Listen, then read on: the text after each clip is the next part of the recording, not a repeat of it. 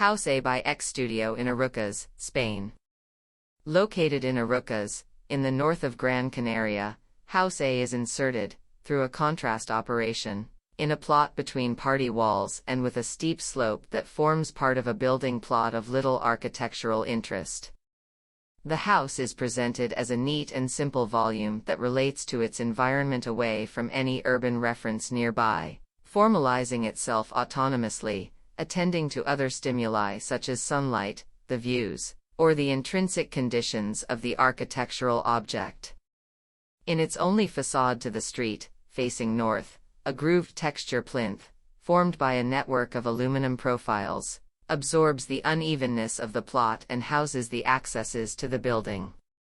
On this base, a large white plane is cut out and molded to draw four large, displaced gaps that, together with the access to the house, establish a play of lights and shadows facilitated by the formal manipulation of the facade.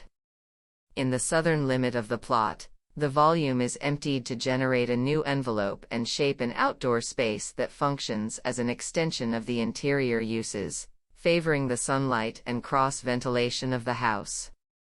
This void, protected by a veil of metal veneer that screens natural light and frames the views of the distant landscape, becomes a structuring element in the spatial configuration of the house, adding a vertical ratio component by two staggered terraces connecting the main floors.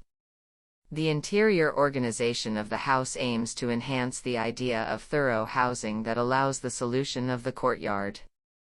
The spaces are distributed and organized, preserving spatial continuity, favoring the visual connections between the public rooms, and minimizing the circulation pieces.